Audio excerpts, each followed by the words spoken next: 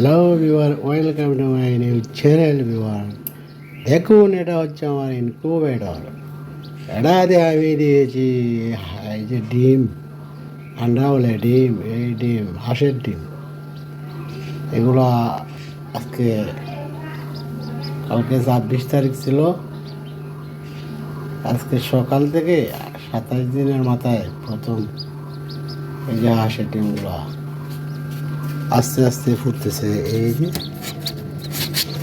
হাঁসের ডিমগুলো, এই যে দেখছেন হাঁসের ডিম, এগুলো আস্তে আস্তে ফুটতেছে। এই দুধটা ফুটছে, এইটা ফুটছে, আরেকটা কোথায়?